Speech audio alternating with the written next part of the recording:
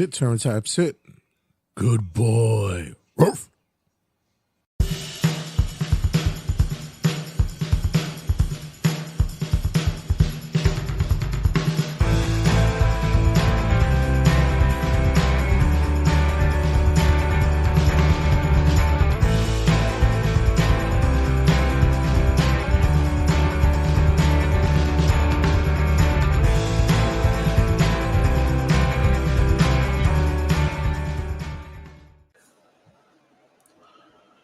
And we are live, not really, but we are just for the sake of saying it that we are live for this special interview under the Ring Apron with one of the special voices around the New York City, New Jersey, East Coast area. We have Mr. Shane Fair. Sir, how are you doing? How are you with this hard? I'm just experimenting here. This background's horrible, but it's still I you get the point. Perfect. Not horrible. I love pro wrestling magic, but yeah. Better. I was about to say I was about to say where the first ever experience in the New Jersey area for me was at a Pro Wrestling Magic show, and that's where I met you for the first time. It was about 8 years now. Oh, I think we probably met even before that. I would think at like the Queen's Elks Lodge. Really? I would think so. Yeah, when you were like with Benjamin and Ray, like back in the day, like yeah, it was around the same time. But I would say I thought it was like at a Pro Wrestling Magic show where I saw you. Maybe. Because I think my first Magic show was Cody Rhodes versus Keith Lee, and you were definitely that was there. Awesome.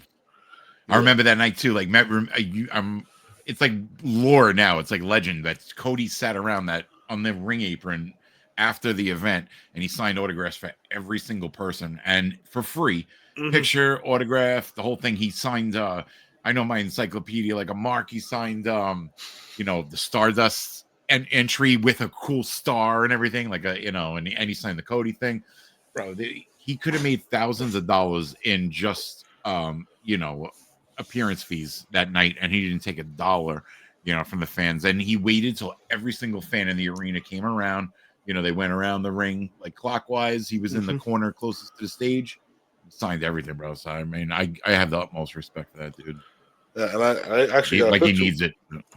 It was funny because I had a picture with him prior to that when he was at House of Glory, but Ben was like after the show, he was like, "Oh, like sort of like, oh, Cody's doing pictures. Let me bring you over." So I went over there. And I got a free picture with him. So it was like I got 2 pictures in a row with Cody that same year. But that's awesome. That's crazy. Yeah. But I remember you showed me the encyclopedia where I thought that was the most insane thing because you had a lot of signatures in that book. Yeah, bro. I'm up. You know what happens? That's a good the way you mention it. Like I become like more afraid of bringing it out, like because of that fact, because there's so many signatures. It's like, all right, is this guy worth it for me to leave this shit in the trunk of my car in like this shady parking lot where I know I'm gonna lean on the keys and like I'm gonna come out, my trunk's open anyway. Right. So I don't. Sometimes I just faint on it, and I actually had a nightmare where I lost it one time. That was like the realest nightmare ever. And that was it. And then I think Rich Palladino actually might have lost his encyclopedia. So it's like, wow, those things happen. But all that with our first meeting, I got to ask you, man, how'd you go from pro wrestling fan to pro wrestling announcer overnight? It was just like a calling. Like I'm sure you have too. It's like you want to participate more in the sport. Like you're inspired by the creativity that surrounds the sport, and you want to do more, and you have this calling. For me, it was definitely announcing something that as a kid and everything I gravitated towards, and I love Finkel, and it was something that I was it's like an art. Like there's a movie I love, Life is Beautiful. He says like in the movie his uncle tells him, he's like God is a servant, but he's not a servant to man. He's like, servant is an art, so he's like God serves man, but he's not a servant to man. It's like, I always thought that's so cool. It's like, service is an art, and like announcing is a service in wrestling. You're providing a service to convey the story from the wrestlers to the fans, like, about who they are, where they're from. In my case, how much they weigh. A lot of announcers don't go into that, but I like the weight.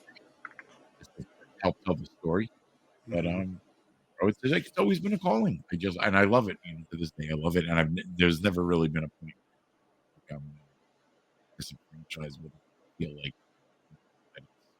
burden or anything. It's always good. You know? I've had more great experiences than So, but just if you explain, like how does this even start? I remember there was a promotion at the time, remain nameless, that was operating in Jersey. They were at like a cathedral in Jersey City. So Mm, at the time they had a ticket thing where it was like a package where so the first one, it was like they had where you can pay and then pick the match and announce whoever was in it. So mm, like when I went, it was like some Gavone, and he was just like he took it like he it was like a goofball. Like the way he did it was just like embarrassing. And he was like, "Hey, yo, the guy from Jersey City," like yucking it up with his friends. And I saw that, I was like, I could definitely do this better. I was like, if this opportunity arises next event, I was like, I'm gonna do the same shit. I'm gonna go in and do it, and I'll do a much better job than this guy.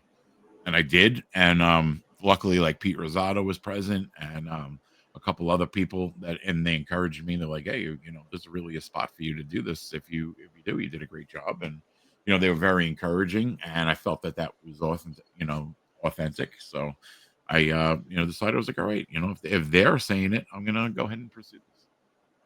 so when, now you're a ring announcer, and I gotta say your overall presentation is very unique. So if anybody doesn't know, what like describe your look for a lot of people that might not know you yet, but Well, like there's one of my favorite bands is the band Interpol, and like they always when they perform on stage, they're always dressed like shirts, ties, like really upscale, Prada shoes, the whole thing. And the reasoning for it was after all the work they do on their music and making their music, that when it comes time to present it to the fans, the only way that they can present it is formal. And that's kind of exactly how I feel about wrestling, where it's like I respect the hell out of these men and women like so much, and then with all the preparation that goes into it, when it comes time to present it to the fans, I want to be in something formal. And like I always go with the tuxedo. I always go with the bow tie, hair slick back, and of course the white gloves. That's always been my staple. And I always kind of work it in, whether it's fighting Smiley, I'll put on the white tactical gloves. If it's dressing up like a Dia de Muerte bride, I'm wearing the white gloves with the black lace. Like there's always some kind of or if I'm announcing at a baseball stadium, you'll see the white batting gloves. So I'm always gonna work that in.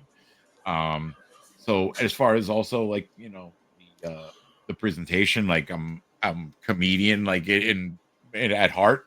So like if there's a improvisational moment, I'm gonna step on it. I'm gonna like say something. I'm gonna make the joke, as long as I know that I have confidence in the humor that it's gonna land and I'm gonna get a laugh. You don't want to be stranded out there and bomb. And mm, you gotta really know the crowd and everything. And when you have a good supportive crowd that's familiar with you, like say Magic or Warriors of Wrestling, BCW, like when you make those jokes and everything, like they're already with you. Like so the crowd's like it's so nice to have them on your side going into it, where you can have that freedom to make improvisational humor, or like drop little asides or ad libs, and they'll be well received because the crowd, just you have that rapport with them. So has there been any moments where you felt nervous or like got the jitters? Uh, that's a good question, because it's like the in wrestling, you'll always see when people say, "Oh, I'm nervous." The common advice given is that just means you care. So, and I really believe that. Like when you see like greenhorns or people going out there for a big match that they feel is like above their caliber and they feel nervous, it's always coming from somebody that has respect for what they're about to do. And I love to hear when someone is nervous, because that's usually coming from a really good place. In wrestling, it comes from a good place. It's not like you're ill-equipped to handle what you're about to do. It usually just means that you respect the moment and you want to live up to it. So when somebody tells me they're nervous in wrestling, it's like, ooh, it's like a good, whereas say like the bottom of the ninth or something, the guy's getting up with 2 outs and he's nervous. You don't want to hear that. But in wrestling, it means that you care. So there are times that I do get nervous. Like I guess don't know, but I'm pretty comfortable, and like I think most of the promoters I work for provide a space where there's no need to feel like uptight. I know some places, I'm not thinking of places or naming names, or like I'm just not any place I'm thinking of in particular, but where it has an atmosphere where you would be nervous because they're making you feel uptight. But basically everywhere I am, I don't feel that way. But yeah, I'm trying to think of like specific times where, and I know something recently where I felt like a little bit nervous. Certainly, like Shane's World, you want to like live up if the company names a name, put your name on an event, you want to live up to it to some degree. You don't want it to flop. Oh wow. So like, yeah, so that was kind of nerve wracking, and like Steve and like everybody else made sure that wasn't the case. Like, and GoPro especially, you know, um, like they took that nervousness away because two guys like Frank Leon and Michael Sesko, like these guys have a full busy schedule, and they met up with me in like the middle of Overpeck Park and shot like promos one day, and it's like these are the same guys that helped get AEW off the ground when they were having like all in, and they filmed a lot of promo stuff for Young Bucks, and it's like, and these guys are giving up their day to like film with me and help get over the event of my name, totally free, not having to pay them, to do so, doing it out of the goodness of their heart. Like, you can't be nervous at that point because, like, if you have a support network like that, it's like, it's so cool. Like, so GoPro, GPW, let's call it what they, I know they're trying to get away from GoPro, but GPW, like those guys have always supported everything I did. So that's just one instance, but it's hard to be nervous when you have good people. Has there been any nerves about messing up a name or location, like or how do you say, like, mess up somebody's weight, say somebody's too big or too small? I don't know.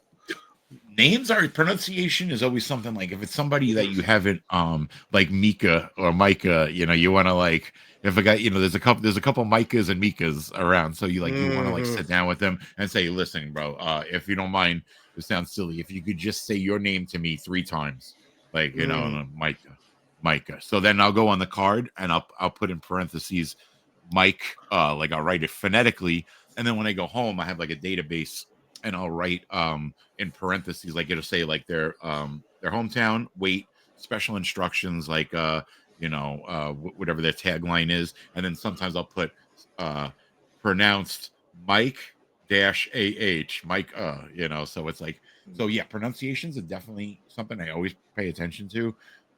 If it's something like, say, perfect example, I was thinking about it today, like Taya Valkyrie.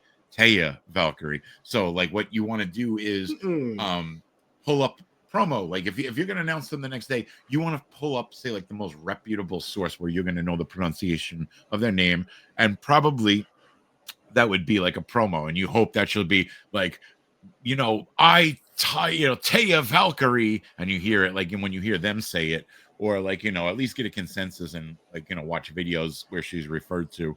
This is just an example, obviously. No. So you hear that pronunciation, so that at least you don't disrespect them the next day. You can at least go up to her and be like, and just to be clear, it's Taya, right? And not Taya, so like you can, like, at least have that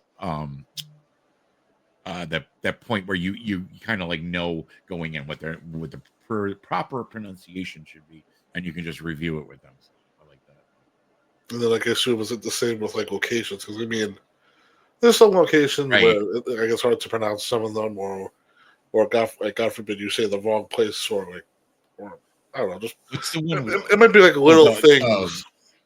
Definitely, and you know what? There's like say Hamlet, like he's from the Housatonic, and I was like, whoa, what the what, like that, when you first hear that, and like, unless you've been to Connecticut, like deep in Connecticut, you never heard of the Housatonic.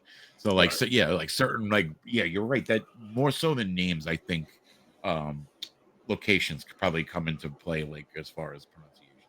Right.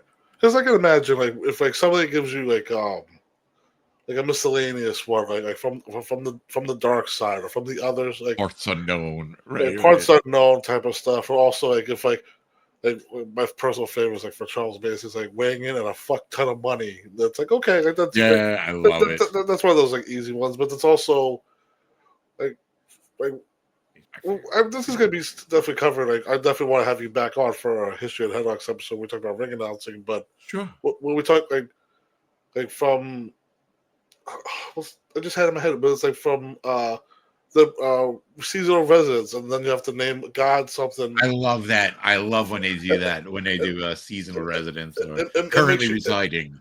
it makes you question: is that a real place, or is that just some made up nonsense they just came up with on the top of their head? One I like better is when they'll get with you and like they'll ask you like to give them creative input, like where should I be from?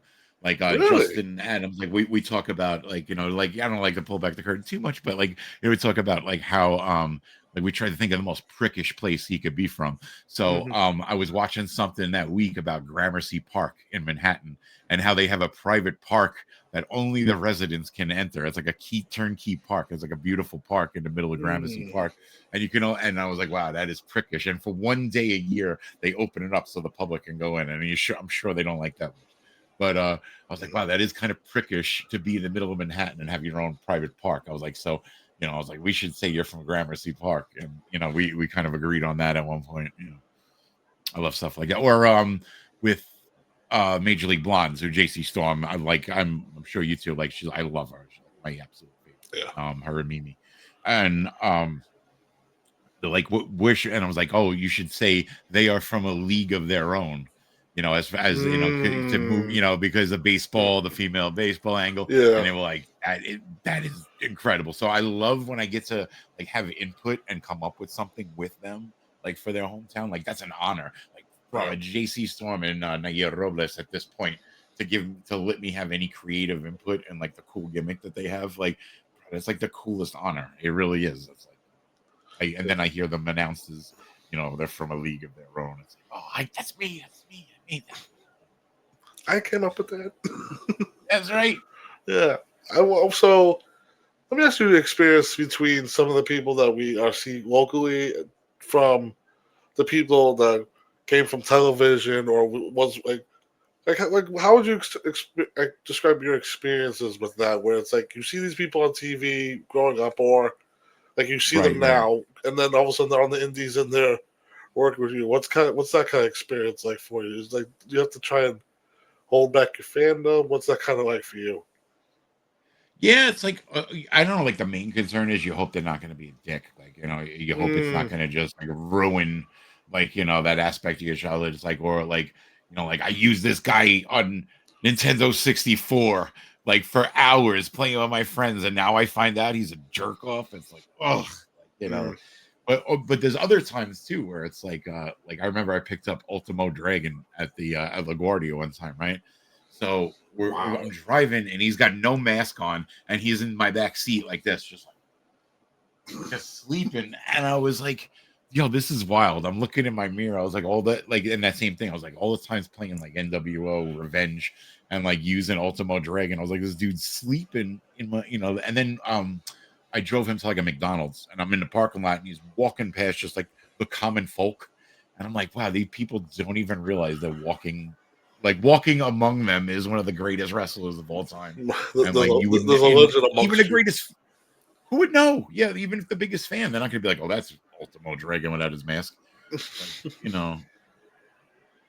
So like, and then like, there's been times where the guy, like, very rarely where it's like the guy's kind of a dick and you're like disappointed, but you got to take into account too where it's like, this guy might have been in Madison Square Garden a decade ago or something. Now he's like, with you, in this, no disrespect, but like a much like smaller venue, and they might have a little bit of angst about that too. So you got to respect that, I guess, to some degree. But, Like I guess in that sense, like they're not taking it out on you personally. It's just the situation where it's like you nature said, of the beast. like Yeah. arena with 5,000 people to now probably just a building with 50 people. Yeah, and this guy don't care that you used his action figure as a kid and like put him over every time in your little LJN ring for again hours on end. So it's Like yeah. I've heard it all before. Like that type of yeah, stuff. yeah. But then you get like like glowing reviews, like Glacier. I remember like was like gave like glowing reviews to the promoter about me and everything. And it's like, and then Hmm. you have that memory going forward. So it's like, wow, every time you see Glacier, it's like, oh, guy. That's my homie. Or like memories with like say like Jack Swagger or something where it's like like you can't even discuss it, and you have like a cool Jack Swagger story you can't even discuss, and it's like now you watch this guy, it's like that's my guy. Yeah. Now, when it comes to your ring announcing, like you mentioned before, you have cards. Does that get some criticism from other people, or is just like one of those things like you just don't care? That's just I could care less. Yeah.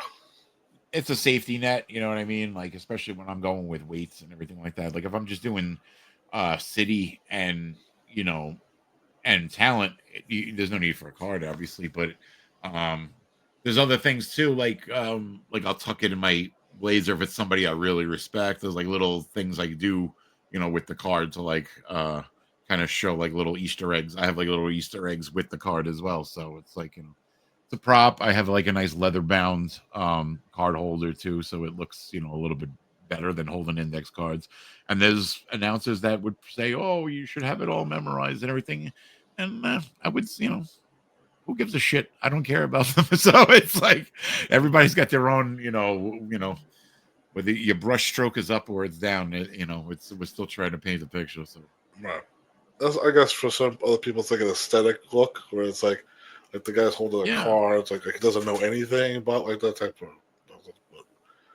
That'll be covered on a future episode for, like I said, because ring announcing, I think a lot of people don't understand how much responsibility you guys honestly have towards the show. Oh, definitely. And like, production wise, I'm always the one that has to look, for pitfalls, and I have to look like how are we going to segue from this segment to this, like, so it's like you're not only ring announcing, you're like a production troubleshooter too. You have to constantly look for pitfalls in production, or like non-consistencies in production where that have been overlooked.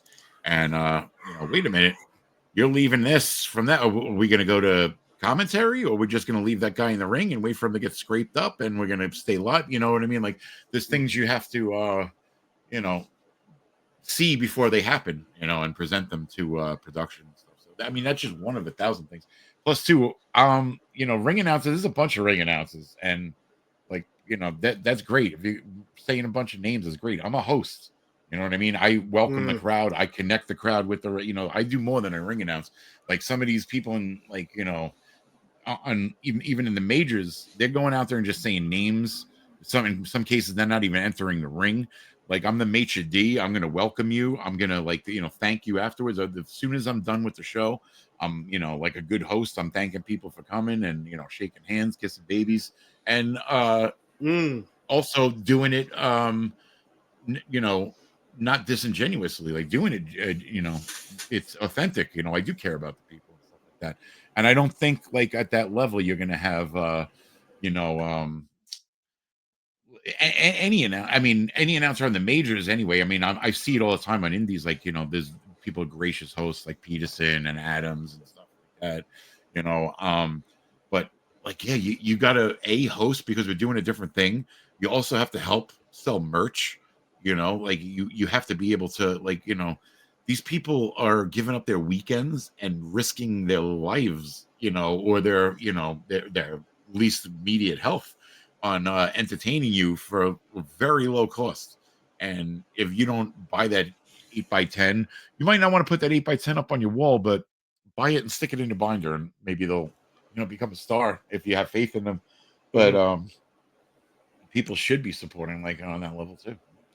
Yeah, I think I was also the word I was like thinking about when you were talking about. It was like you guys are kind of like the host of the party, where it's like you said, like you're definitely always speaking, you're always directing people. Hey, like if you want to go to the merch is over there, or if you want to see your favorite wrestler, or see this new guy that's about to make his debut over here, blah blah blah, that type of stuff. And like you said, if there's ever any halt in the show, you guys are always the ones speaking, keeping the crowd up, because there's nothing worse than a dead crowd just being silent at some shows. Oh, definitely. And luckily we don't have, like we're in an area, like I always say, like, no disrespect to anybody else, but some of the best wrestling fans in the world are Black and Latinos from New York City. especially from Bronx and Queens.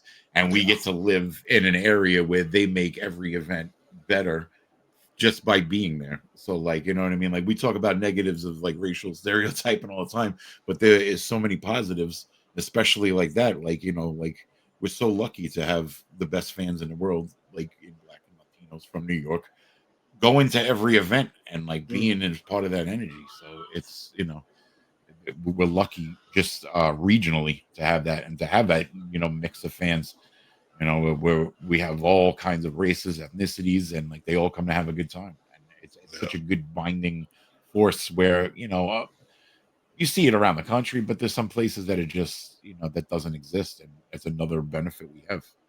So, So when it comes to like interacting with fans of shows, is it which kind of fans do you prefer, like, or is your favorite to interact with? A fan that knows what's wrestling, or the first time ever type of people? oh, ring rats always ring. No, I'm only kidding. Oh God! I just wanted to shock you. I don't know. They don't. Wow. It doesn't trickle down to the old announcer. But any hoozle. No, I kind of both, Mike. Like, I always like to ask, is anybody here for the first time and stuff like that? Because those people are generally very enthusiastic. You know, you don't want the disillusioned fan or the desensitized fan. I think is really the worst word you can use. Like, if the fan's desensitized to what they see in every week, and like, you know, sitting like I am right now with their arms folded, you know, looking like they're bothered by the temperature wherever you are, and like, you know, it just, you know, it sucks when you're behind the eight ball and you have a crowd like that, and you have to get them, you know, either on track or get them up for the main event. You know, that's why it's always good to have a good crowd and have a good opening match. You know, having a good opening match is like so important. Like having a good scramble or a triple threat or, you know, four-way to start with an explosive kind of you know, acrobatics and such. Like, you know, I like the high flyers right off the bat, you know. So it's a culmination of the crowd and then how you present the, you know, the show to the crowd. You know, is it in the right order? You're playing the notes the right way. Right. Has there ever been a bad experience with a fan? There's these asshole fans in Staten Island that like always try to like get themselves over. They always gotta like ruin people's moment. I know, like in the Vicky versus Moff match recently, they had to like chant some stupid shit at the end of the match to kind of ruin the experience for Vicky. When to any fan off the street or a devotee, you would know that match was important to her, and it was like a, you know, teacher versus student. It was years in the making, and to have that kind of disrespect is like, you know, it's disgusting. And like they do it at Staten Island all the time. It's like there's two idiots, and I always have to have like one in the chamber. Like, so like when if they say shit to me, I roast them, and it's always, oh, like, you know, the whole crowd's always with me, like we talked about earlier. But the fact that they have to elicit that reaction, and the fact that they gotta sit there and get that stimulus and response and like to be validated, I hate people like that. Like, you know, like I don't, you know, and people, oh, fans that are trying to get themselves over. Yo, if you're a clique that's like six deep, four deep, and you're going to shows every time, you got your own shirts, your own logos, yo, bless you, because you are supporting independent wrestling and you're doing it as a group. You're helping get the word out. Half of these groups are putting up videos, pictures, hashtagging the shit out of things, promoting better than the wrestlers do, like Indie Mafia, like you know, Front Row Indie Mafia. Like there's a number of like, you know, fan groups that you can name that like do that, and like they're just so positive and like, you know, oh, you know, getting themselves over. Yo, people like that should be getting over along with everybody else, because they're providing like a service and longevity to the sport.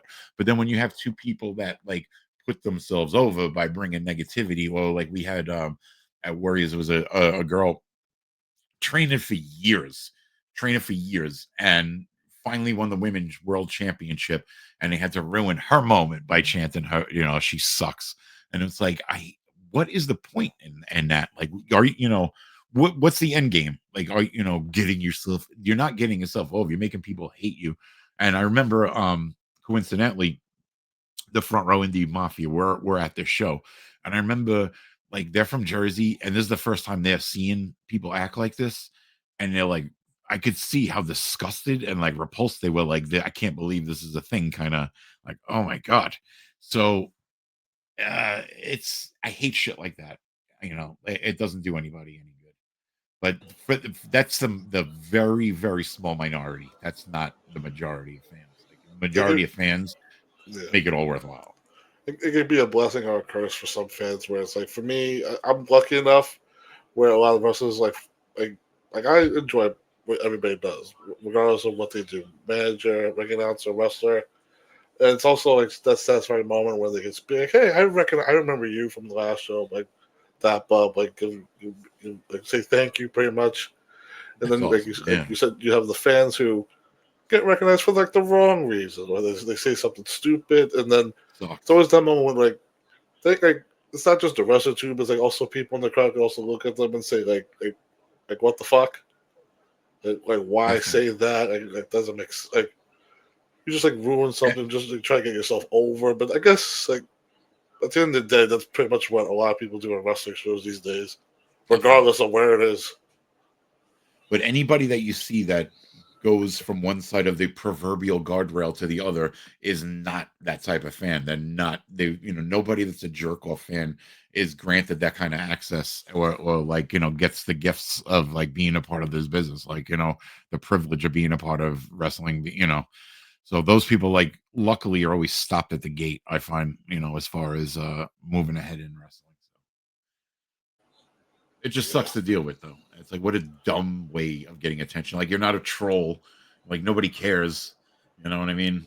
Right. I remember, like, the dude said some awful shit to me at intermission. Like, last time, I was like, bro, the crowd's not even here to see. Like, you're just being, like, a mean asshole at that point. And Right. I, if you've I don't luckily the footage from Lala's roast didn't get out, but like I will incinerate you, like verbally, like I will incinerate almost anybody. So it's like, don't come at me on some stupid verbal shit when I have a microphone and can amplify my voice a lot louder than you.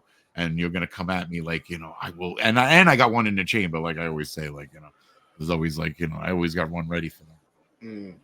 Because I think like, the one thing where luckily like you and me have such a great relationship, I could say something to you, but it's probably like I don't know what I say before I say it, but it's like you and me, like you can play with me. And also, I'm never fucking mean or say anything hurtful. No, exactly. I can just only imagine. Consider the source. That's the thing. You gotta consider the source. You know what I'm saying? Like Don Rickles like saying some awful shit about you is like one thing. Some guy like in a parking lot saying something randomly is another story. It's like right. Consider the source. Yeah, and like there's definitely boundaries too, because you can say that shit when you're in the ring, but try to say that to your face, and maybe you get a different result. Or you get something I just want to remind everybody about my OnlyFans QR code up here. My only gloves. No. That's for the channel, sir. That's for the channel. All right. Mine you can put down here. I don't know. Put in the comments for the video, and then or share it when that would be that. That'd be I have ideas. Just pictures of you with gloves on. Well, no, just pictures of the hands with the gloves on. Bare hand. Right. Yeah. I mean, a lot of people would buy it. Good, who knows what they do in Pakistan, bro? I see those numbers. Bunch of fat, happy people, bro. Oh my god. Put up a women's match and then check the analytics. My god, what do they do it in Pakistan? Fapistan. Oh my god. Where do you get your humor from? Oh, well, I'm kind of a cringe humor kind of guy. Patrice O'Neill, David Cross, Greg Giraldo. Because like it's like to me it's like a lot of like Rodney Dangerfield type of stuff. Like yeah, and you don't give a fuck. Hey, I'll tell you there, Mike.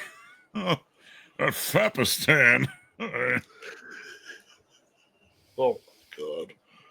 But so I'll say like is there any favorite wrestler introduction that you've done?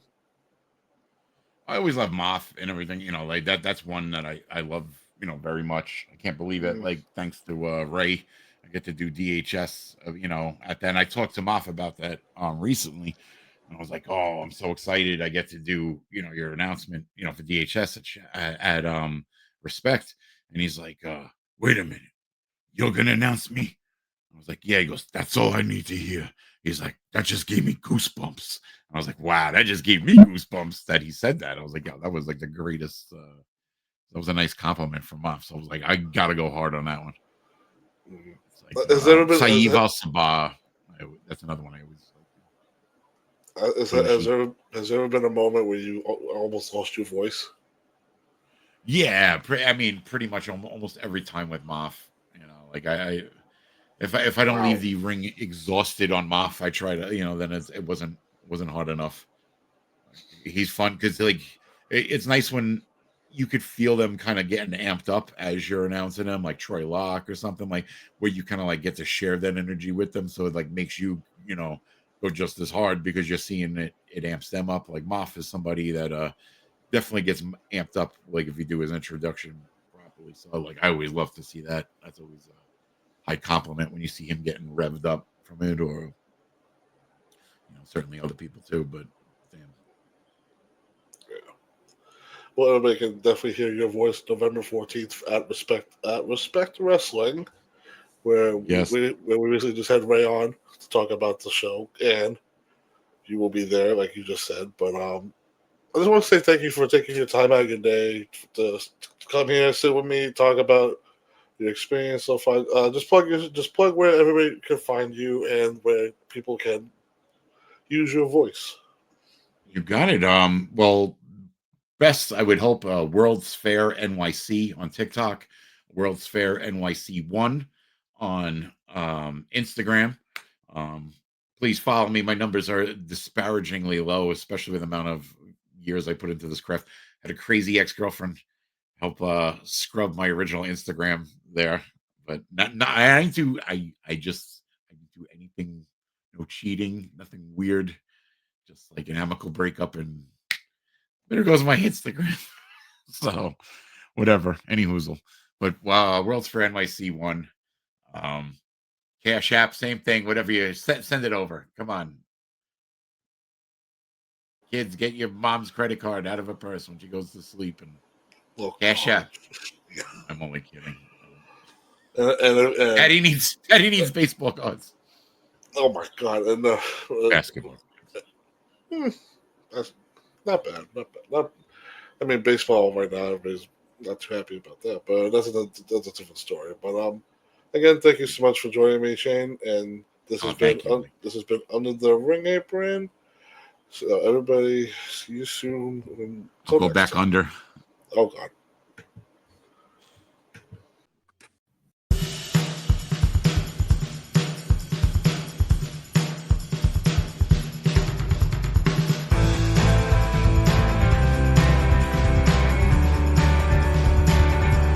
Sit, turn type, sit.